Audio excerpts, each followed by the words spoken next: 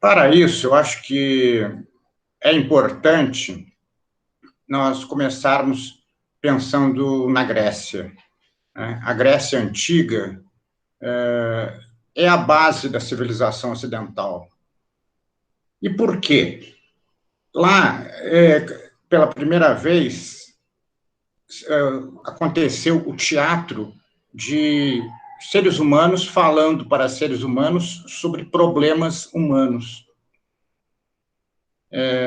Além dos deuses, além das questões. Então, com isto, as tragédias gregas clássicas, e até as comédias também, começaram a tratar da vida humana e começaram a tratar do erotismo, das questões. Por exemplo, duas das tragédias mais importantes dos gregos contêm elementos de erotismo. Édipo Rei, né? O Édipo se relaciona com a mãe, sem saber que é a mãe, casa com ela, e mata o pai, sem saber que está matando o pai. Né? Depois descobre porque um vidente vai lá e conta para todos, enfim. Vocês devem conhecer a tragédia de Édipo Rei, que é um clássico. Né? Medeia. Medeia é uma mulher que descobre, né, que o seu amante, que o seu amado está com outra, e ela mata os filhos que eles têm juntos, né, para castigá-lo. Agora, claro, essas peças, o objetivo central delas não era o erotismo, era o drama humano, a tragédia, o conflito. Não é? Bom, a Grécia, propriamente, a comunidade grega, apesar de patriarcal, apesar de machista, não tinha repressão sexual. A, a, a prostituta, por exemplo, era aceita no meio com o mesmo padrão. Né? A esposa ficava em casa cuidando das crianças, o, o patriarca tinha a sua amante e ainda tinha as prostitutas e ainda tinha o relacionamento com outros homens mais jovens, porque na Grécia Antiga, entre os 14, 15 e os 18 anos, o jovem se relacionava com os mais velhos de uma atitude passiva. Eles não tinham a ideia de homossexualidade que a gente tem. Não era aquela coisa, não, ele é uma mulherzinha, eu sou um macho. Não, era uma coisa de relacionamento de prazer. Ele passava essa idade da adolescência e estava proibido, proibido não, mas ele não se interessava mais por sexo com outro homem. Aí só quando ele ficasse mais velho e fosse se relacionar com um adolescente. Bom, enfim, a Grécia tinha uma liberdade total enorme. Depois, e tinha uma cultura, né, básica, fantástica, tinha a filosofia grega, tudo que nós sabemos, que é absorvido pelo Império Romano. O Império Romano copiou, inclusive os deuses gregos, trocou o nome lá e passou a ser deles, né? Eles fizeram um pacote lá e tal, e se tornaram gregos de segunda mão, né? Mas tinham muito poder militar, tinham muita... Já tinha uma tradição, uma relação com a sexualidade diferente dos gregos, né? Mas muito forte ainda. Dos romanos, para mim, tem a obra erótica melhor escrita em todos os tempos. No século I foi escrito Satíricon, de Petrônio. Até quem não conhece aí, procurem e leiam Satíricon, de Petrônio. É um livro incrível, né? Ele narra a vida grega, a vida romana, perdão, no meio das suas elites e não elites também, e como eles se relacionavam e se amavam e tal, e tudo através de dois jovens prostitutos que vivem perto da nobreza e dos outros também. Satyricon um clássico. Virou filme, né? Um filme do Fellini, mas o filme do Fellini é muito viajante, assim, né? O Fellini era muito viajante mesmo, então, quer dizer, talvez, é legal assistir o filme, mas é muito bom ler o livro para compreender aquela... Ele era tão forte, ele descreveu tantas coisas que o Nero, o imperador Nero, mandou uma mensagem para ele dizendo que ele deveria se suicidar para que não precisasse ser morto, porque ele não tinha gostado das coisas que o Petrônio tinha dito.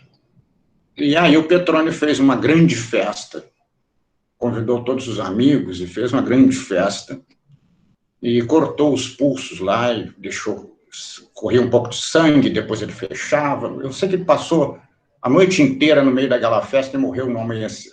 Estou contando essa história para vocês, que eu acho incrível isso. Bom, ali já nascia, já existia, eu acho, Petrônio, eu acho essa obra a primeira obra de erótica profunda, assim, o tema integralmente erótico. E aí, o que acontece? Roma, que poderia ser, digamos assim, a continuidade do Império Grego e tal, sofre o impacto do cristianismo. Com o cristianismo é que surge a prostituição. Por quê? O cristianismo cria a repressão sexual profunda. O cristianismo começa a crescer, lá pelo século II, III, IV, e cria-se a Idade Média. A Idade Média foi, vocês devem saber, né, foi o período mais repressivo da história humana. Tudo era proibido. Sexo você só podia fazer para procriação. E mesmo assim, de roupa, vestido de roupa, tinha um buraquinho ali para colocar o pênis, outro para a vulva, e pronto. Era tudo em função da procriação. Amor só a Deus, imaginavam eles, né, na cabeça deles, né? Enfim, isso durou quase 800 anos. Claro que ao lado disso tudo, no meio disso tudo, estava rolando todo tipo de coisa, mas tudo abafado, né, profundamente. A repressão sexual do cristianismo, do judaísmo cristão, né, acabou com o teatro, deixou de existir teatro, acabou com a literatura, só valia a Bíblia, e os padres lá no seu confinamento tinham todos os livros escondidos, né? Naquele livro, O Nome da Rosa, aparece muito bem isso, né? Eles tinham os livros, mas não mostravam para ninguém, ficava só para eles, só para a curtição deles, né? Bom, com a repressão romana, perdão, a repressão da Idade Média, e a não existência de uma literatura erótica, de nenhum tipo de literatura realmente, começou uma convulsão, né, que no século XV vem à tona. Começa a surgir uma nova literatura, uma arte literária. Os primeiros romances, né, Dom Quixote, que é o primeiro romance do século XV, Shakespeare, e principalmente a literatura mesmo no formato de romance, começa a acontecer, século XVI, século XVII. A pornografia vem a ser um formato do romance, só que um formato que lida com a sexualidade. Lida com a sexualidade, contando... geralmente, o personagem dos romances pornográficos desse período, século XVII, XVIII, XVI, XVII, XVIII, eram prostitutas. Prostitutas que contavam como é que tinha sido a relação delas, umas tinham se apaixonado muito, aí sofriam, eram reprimidas, apanhavam, não sei o quê, viviam, enfim. Mas começou a acontecer essa literatura. Essa literatura era reprimida também, mas os livros eram impressos, eram distribuídos de forma não convencional, né, de forma secreta, por baixo do pano, e isso se distribuiu pela Europa inteira. Os ingleses, os franceses, todos começaram a produzir a literatura pornográfica, né? Tem o clássico maior da literatura pornográfica desse período, chama-se Fanny Hill. Foi o mais lido, foi o mais... É a história de uma prostituta, né? do Cleveland. Deixa eu ver se eu não estou dizendo...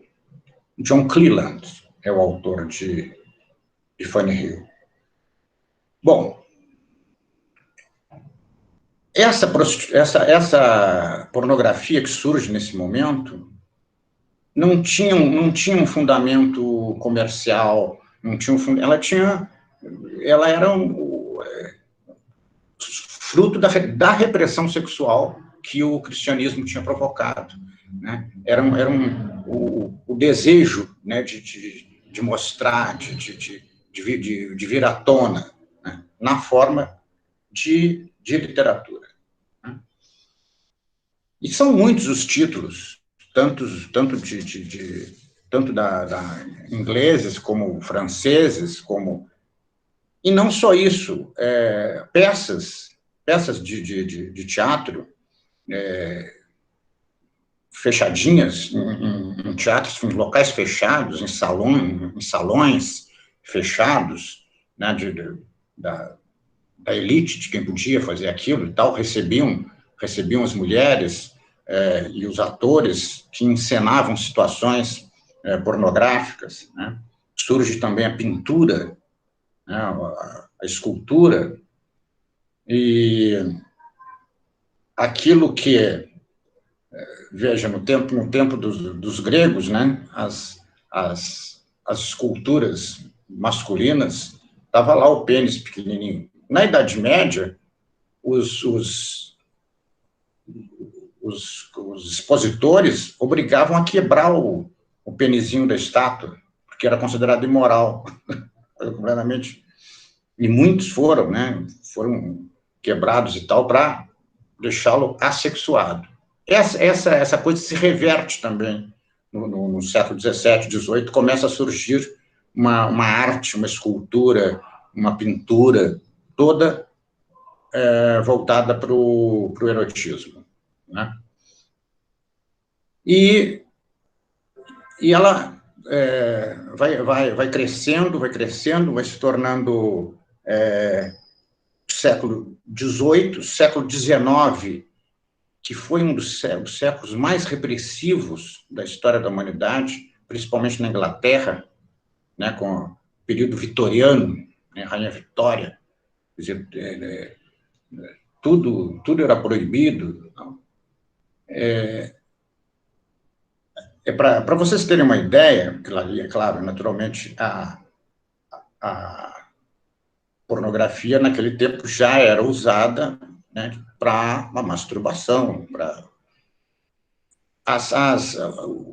os casais que tinham filhos adolescentes, que podiam levar um livrinho para a cama e se masturbar na cama, eles colocavam um fiozinho no pênis do menino e esse fio ia por dentro da casa até o quarto do pai, onde tinha um sininho. Então, se ele tivesse uma ereção e balançasse aquilo, o pai ficava sabendo pelo sininho e corria para lá, né? Porque havia uma obsessão nesse período, século XIX, que a religião já estava em declínio, a medicina tinha tomado conta da questão, né? Então, os médicos diziam médicos que não entendiam nada, né? Os médicos que eles diziam que a masturbação provocava loucura, que você tinha que dar um jeito de fazer o teu filho não se masturbar, porque gerava loucura. Ele poderia ter problemas, poderia, né, morrer durante o ato masturbatório, enfim. Isso é século XIX. Vai passando e cada vez mais vai se liberando, vai se tornando o final do século XIX, começa a surgir o cinema. No cinema mudo, já começa a surgir a pornografia. O cinema simplesmente jogou para escanteio a literatura pornográfica, né? Você, em vez de ler, você assiste, né? Diretamente. Começa a surgir o cinema pornográfico, que depois, no século XX, vai dominar o mercado todo, né? O cinema pornográfico, ele não deu certo, quer dizer, ele nunca chegou, ele ficou, não sei se quem é um pouquinho mais, tem um pouquinho mais de idade, quem tem 50 anos aí, deve lembrar que existiam cinemas nas cidades que só exibiam filme pornográfico, um cinema. No Rio de Janeiro tinham 3 cinemas, no Rio inteiro. Aqueles você já sabia, isso é antes da internet, né? No intervalo. Então, mas a produção pornográfica era de baixa qualidade, quer dizer, não tinha. Você assistia um casal transando, aquilo só serve para se masturbar, não serve para mais nada, né? Porque não tem mensagem nenhuma, não tem.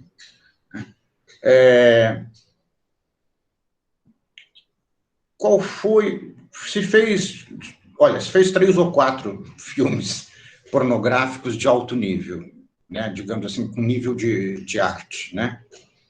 Tem um que eu acho que é o melhor de todos, que se chama Império dos Sentidos. Talvez você já tenha assistido. É um filme dos anos 80, por aí. Do Nagiz Oshima. É um filme japonês. E é um filme pornográfico. É um casal, né? As relações de um casal. Agora ele conseguiu... Eu tenho até uma história interessante que eu fui ao cinema assistir esse filme, fui com a minha namorada e tal, na época, e tal, sentamos na frente do... E quando nós entramos no cinema, o cinema estava cheio, e só tinha lugar na primeira fila. Aí fomos lá, sentamos na primeira fila, tá, nós chegamos meio atrasados, começou o filme, e logo, cenas fortíssimas e tal, e aquela coisa, assim, daqui a pouco eu olhei para trás, eu estava na primeira fila, eu olhei para trás, o cinema estava quase vazio, as pessoas estavam saindo, indo embora, não por não gostarem, não por acharem, pela força que o filme tinha, como ele conseguiu mostrar a relação além da simples relação, né? Então, eu acho que é o filme máximo, para mim é o filme máximo da pornografia. É pornografia porque é sexo o tempo todo, mas consegue ter uma carga artística, uma carga de conceito, uma carga de uma força muito, muito grande, né? Bom, o cinema, então, foi, durante esse período, assim, as pessoas nas salas. Quando chega a internet, o cinema vai se perdendo porque as pessoas passam a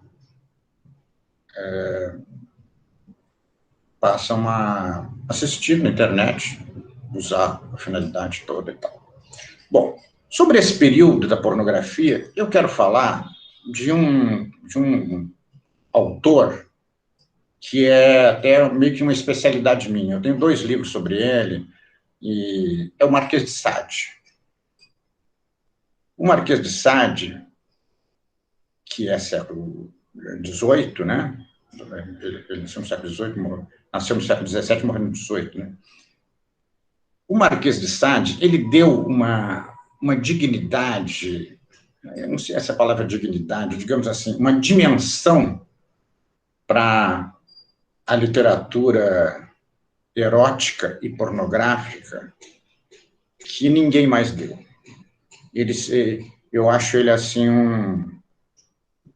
um grande, né, um grande autor, e, e as pessoas, eu acho que muita gente não leu o Sade não, sei lá, com medo de se sentir agredido por ele e tal. Mas não, ele trabalha justamente o que é a pornografia, a essência da pornografia. Ele não fica descrevendo no livro casais transando, entende? Pênis entrando, saindo, blá, blá, blá. Não, não, não. Ele descreve o que leva ao tesão, o que faz, entende? E as relações de poder que estão por trás disso. Claro que ele descreve também como a elite do seu tempo praticava o sexo, né, da forma mais opressiva, da forma mais os ricos, né, os ricos com os pobres, entende? As contratações. O livro mais perverso da história da humanidade chama-se Os 120 Dias de Sodoma. Eu até escrevi uma peça adaptada para desse livro, que viajou para o Brasil e tudo, chama-se Sade em Sodoma.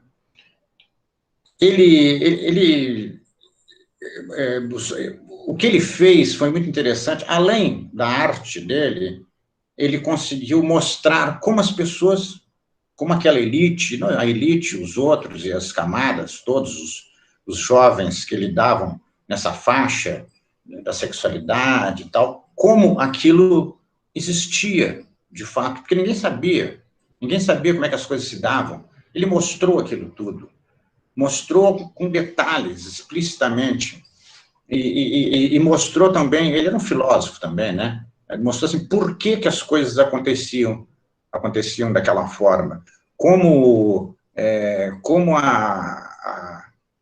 o machismo, entende, estava dentro da relação sexual, como a opressão, entende, causava o tesão, digamos assim, né, em última instância, né, naqueles personagens dele. Então, ele realmente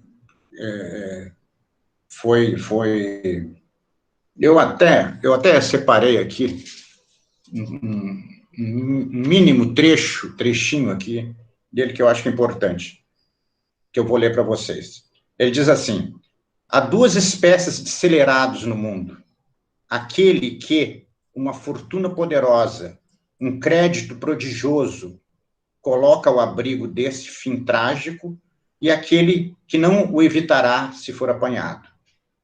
Esse último, nascido sem bem, só deve ter duas perspectivas. Se tem espírito, a fortuna ou a roda da sorte. Se consegue a primeira, a fortuna, tem o que desejou. Se depende da outra, a roda da sorte, que pena terá de alguém se já não tem nada a perder? Quer dizer, se o sujeito não tem, se ele tem dinheiro, ele faz o que ele quer.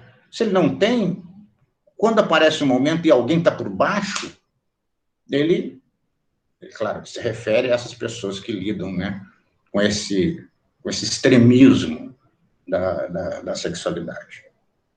Recomendo o site, recomendo como leitura para percebermos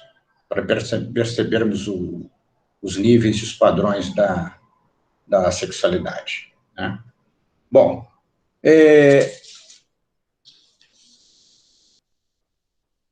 vamos agora, então, para encerrar, né, a minha breve palestra, falar de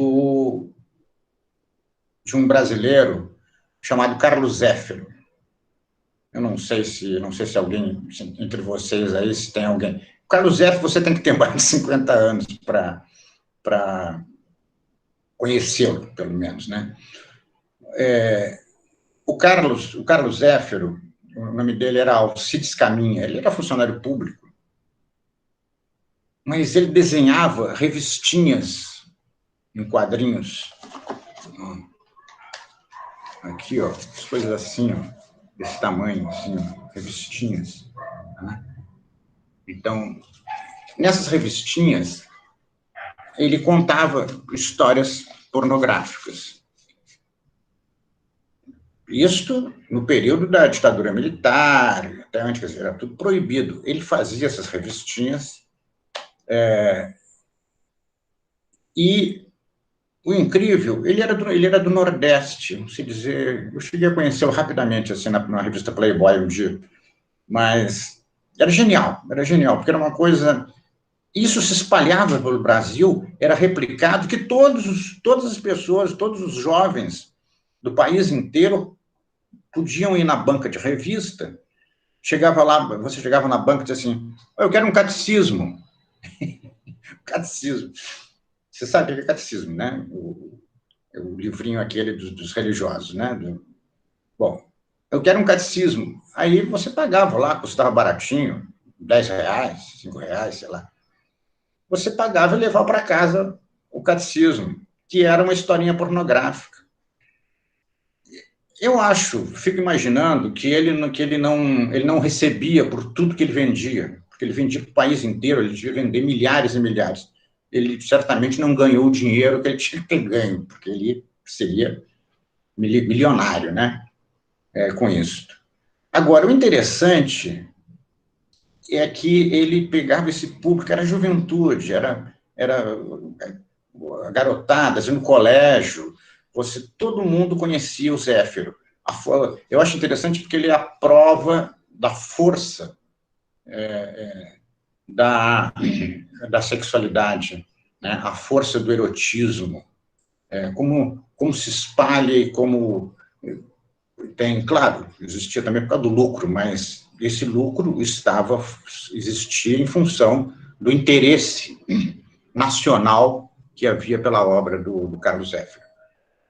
Eu soube agora que ele vai virar filme, ou virou, ou já fizeram um documentário, não sei, estou meio atrasado em relação a isso, mas tem que ver. Ou saiu um livro, mas eu acho que é um filme que fizeram a respeito dele. Então, é uma coisa interessante isso, a sensualidade, o erotismo, né, está constantemente entre nós, né, e com força, fazendo as coisas todas se mobilizarem. Hoje, eu acho que a pornografia está na internet, né? Acho não, tenho certeza. 70% da Deep Web, né, da web profunda, 70% dela é pornografia. E aí tem as pessoas, tem as opiniões, né, não, o pessoal que isso gera taras, gera estupros. Eu acho que não. Eu acho pelo contrário, eu acho que se o sujeito até se masturbar lá, pode ser que ele até passe, né, a sua necessidade não resolvida. Né? Acho que até pode não... Já está provado que não mata, que você não enlouquece, que você não... Agora, o que acontece de mal, entende? Acho que não, acho que faz parte da vida humana em um determinado momento. E hoje, como muitos outros problemas humanos, está sendo resolvida pela web. Amigos, é isso. A minha breve explanação é essa. Se alguém quiser fazer alguma pergunta, estou disposto aí. Muito obrigado, professor. Pessoal, quem quiser fazer perguntas, podem colocar no chat. E, professor, tem uma pergunta para o senhor. Pela fala, né? Adorei a exposição do senhor. Você deu uma passeada pela história da literatura erótica e pornográfica, e ficou claro para mim, né, que o senhor, na sua discussão, trouxe tanto uma visão da transgressão e da repressão. Então, como o senhor entende essa relação das duas? Elas se alimentam, a transgressão depende da repressão, de fato, para que elas reverberem com força e potência? Não, eu acho que, quer dizer, a pornografia surgiu, né, da repressão, né? Hoje, quer dizer, a repressão surgiu da loucura, entende, religiosa. Não tem nada contra a religião, cada um tem aí sua fé, se quiser que tenha, eu não tenho fé nenhuma, então. Mas é que nesse período, o cristianismo, e agora né, continua, né, no Oriente Médio. No Oriente Médio, se você for classificado como gay, você pode ser pena de morte. É uma coisa maluca, né? Uma coisa, entre outras, né? Adultério. Né? Adultério em algumas partes da Índia, em algumas partes do Oriente Médio, é cadeia, entende? É uma coisa terrível. Então, essa repressão da sexualidade provocada pelas religiões, eu acho que faz crescer o interesse, né, por obras eróticas e tal. Agora, acho que indiferente disso, o sexo é uma coisa que está em nós, né, que está o desejo pela sexualidade, né,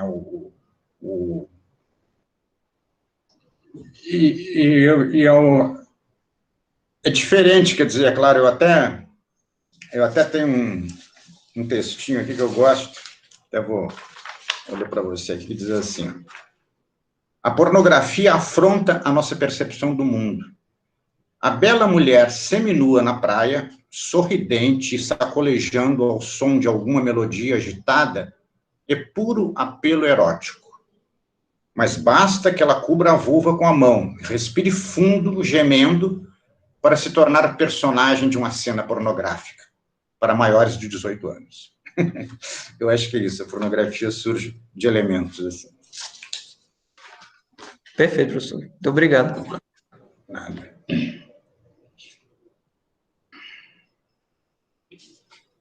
Pessoal, alguém mais tem alguma pergunta para o professor? Lembre que essa é uma oportunidade.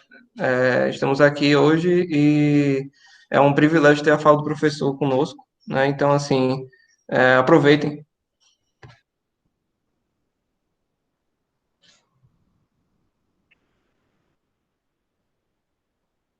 Mas é um tema complicado, né? É bom a gente fica... Mas fique à vontade também. Assim.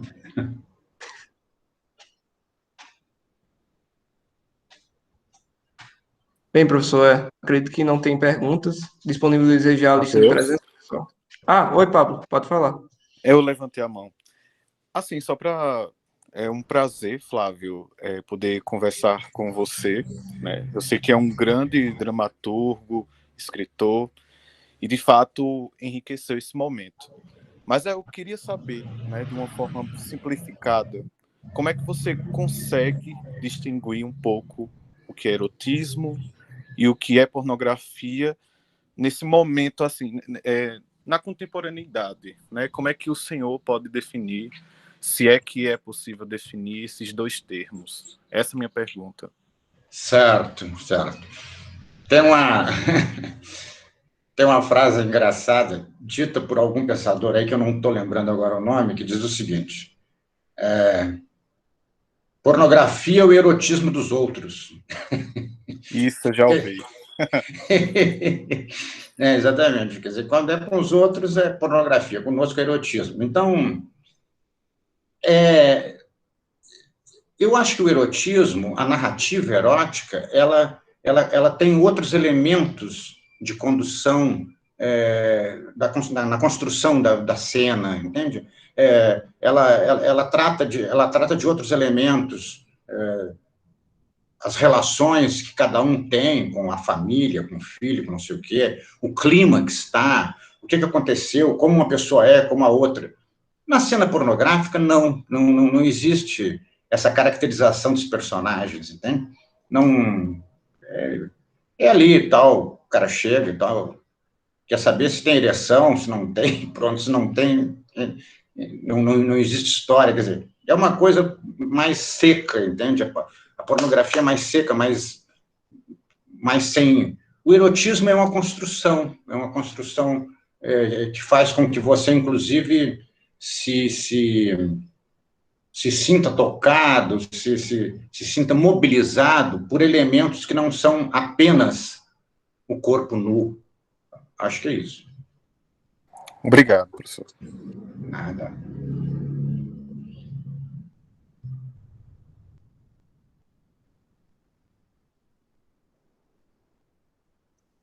Professor, a Vanessa também colocou uma pergunta aqui no chat, né? De certa forma você não respondeu, mas farei a pergunta mesmo assim.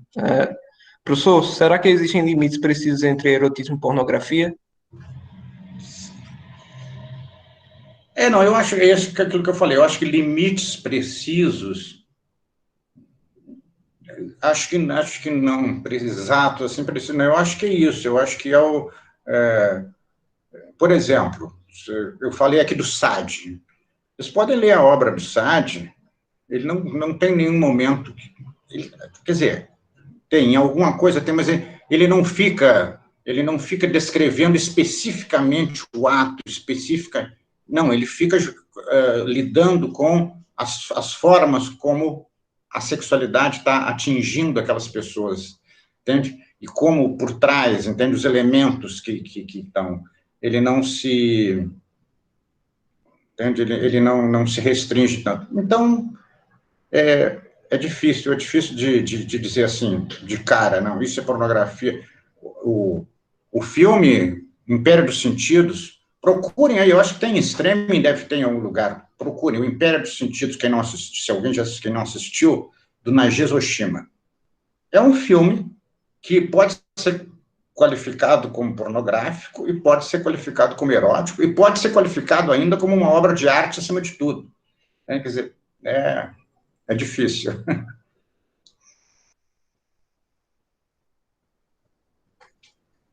Certo, professor, perfeito. Então, acredito que não tenha mais perguntas. Pessoal, a lista de presente já foi passada, é isso. Outra pergunta do professor Silvio Sérgio Oliveira. Professor, na atualidade, com o advento da internet e massificação da imagem, o pornográfico apagou o erótico ou os dois convivem juntos? Não, eu acho até que com a questão da web, até eu acho que houve uma separação até maior. Quer dizer, se você quiser pornografia, você entra lá na web, entra no Google e bota lá, né, sei lá, bota uma frase, né, querendo assim, esposa fazendo sexo anal, pronto. Você vai cair na pornografia com essa frase, entende? De certeza. Porque o Google já faz, o Google é o nosso, é o nosso Deus, conecta todas as coisas. A pornografia já está ali, ninguém mais se interessa em fazer, não adianta, não dá dinheiro você fazer um filme hoje pornográfico, você não ganha nada. Onde é que você vai exibir o filme? Os filmes que estão na internet geralmente são filmes caseiros, tem empresas fazendo isso, mas é uma coisa. E o erotismo, não. Eu acho que o erotismo continua existindo, a gente assiste filmes de Hollywood com uma carga erótica, não 100% erótico, mas com a carga erótica, né? O erotismo faz uma diferença brutal, né, na força, né, de certos filmes, né, de certas narrativas, e livros também, Os 50 Tons de Cinza é um filme, eu pessoalmente não gosto, quer dizer, como literatura, mas é um sucesso, o cara ficou trilhardário lá com esse livro, né? É um livro erótico, trata de erotismo, né? E outros mais, quer dizer, o erotismo, eu acho que ele tem já o espaço, agora está bem delineado, né? O espaço dele na literatura, no cinema, basicamente nisso. E a pornografia está lá no fundo da web. Eu acho que é isso. Perfeito, professor. O Silvio Sérgio agradeceu e também deu os parabéns pela sua palestra. Obrigado. Cheio de elogios, professor, no chat. A Vanessa também disse que a sua fala foi perfeita. O Samuel Nogueira agradeceu pela sua fala. Enfim, professor, só elogios para o senhor nessa tarde. Muito obrigado. Agradeço a todos e desejo que tenham excelentes êxtases no futuro, como tiveram no passado e no presente. Tudo bom, professor. Tá ok? Tudo certo, professor. Pessoal, passei a lista de presença e divulguei agora aqui no chat a palestra da professora Regina Navarro Lins, que vai acontecer às 5 horas. Então, se sintam à vontade para participar às 5. E também agora, às 3h30, terá a palestra do professor Antônio de Pádua. Né? Então, os links estão aí no chat. Novamente, participem e muito obrigado pela participação de hoje na palestra do professor Flávio Braga. Obrigado novamente, professor. Obrigado, Matheus. Obrigado para todos. Grande abraço.